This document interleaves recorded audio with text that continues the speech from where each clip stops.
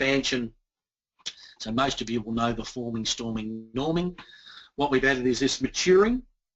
So the encounter, the conscious development of trust, and this need for openness, cooperation, collaboration is the maturing one.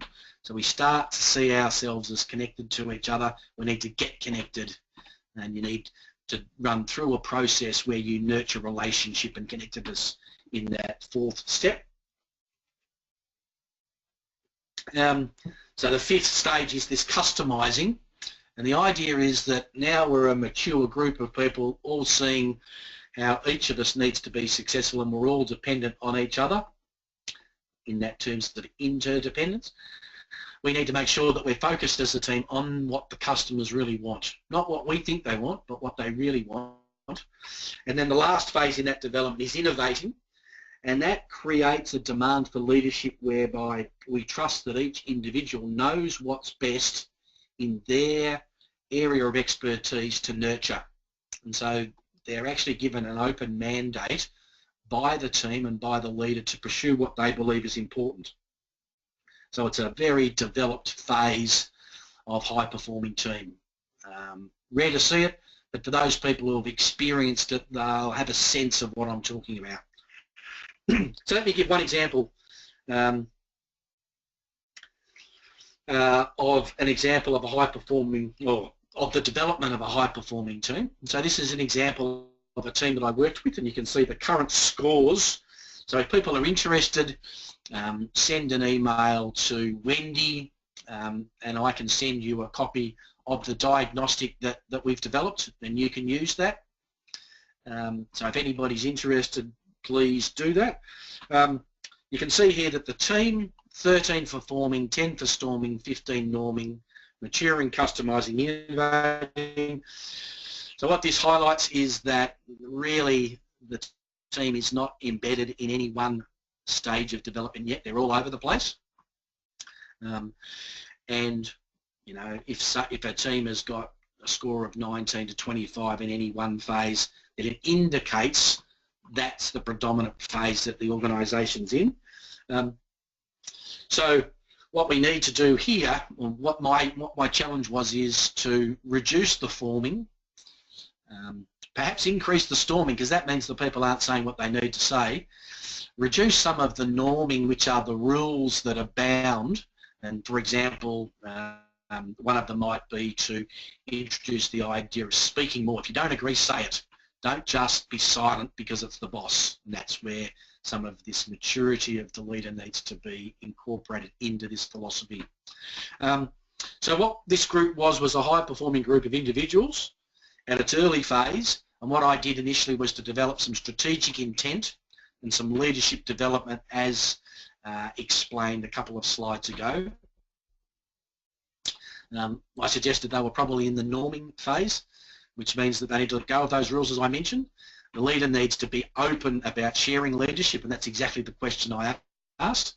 So that's a really big step for a leader to be capable of letting go, and what I would say, get out of the centre of the circle so someone else can step in. So it takes a certain amount of courage, and it takes a certain number of steps in the development of trust amongst the team for the leader to do that. But the leader needs to appreciate that they as a team will achieve more if that leader can get out of the centre and let someone else lead in areas that they're the expert. So the procurement person may be better off leading the procurement conversation, not the supply chain leader, for example. Same for distribution, same for planning, same for customer service. So this was a process I worked on for a couple of years. And I did a number of interventions, and then we redid the team development survey, and you can see these updated results that the forming went down, the storming did increase a bit, the norming went down a little bit, and we had increases in maturing, customising and innovating. And just to give you a picture, the first thing we did was introduce a value or a behaviour that said we need to be open and honest, and that meant that no one could be silent when they didn't agree anymore. Each one of these people did their emotional intelligence, which meant they got feedback from each other. It was a 360-degree process. And they, more importantly, presented to each other about what they were going to work on into the future, and they held each other accountable for that focus. So, you know, one person, for example, said they were going to be more open and honest when they didn't agree, and they started to have more robust conversations with people. So everybody knew when they agreed and when they didn't agree. The other thing that team did was they started to have a stand-up meeting once a week, and that had it sounds simple, but it had an enormous impact on everyone because they started to understand each other's objectives and then understand how they impact on each other. And so the interdependencies started to be present, visible, aware, and so then people had the choice to make whether they wanted to act out those interdependencies. You can't act them out if you don't see them. So meeting weekly was a big step.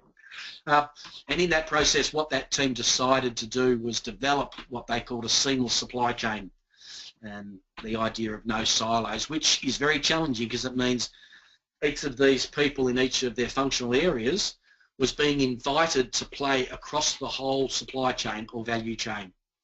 And I'm sure everyone can sit there and think about the challenges that that demands, because everyone needs to take into account other people's styles and histrionics in terms of how they lead. So forming reduced, a bit more storming, more importantly maturing started to increase, and people started to see each other. That allowed all sorts of opportunities inside that group of people. That was then experienced by everyone who came in contact with this group of people. So a very positive, challenging environment, but everyone was better off afterwards.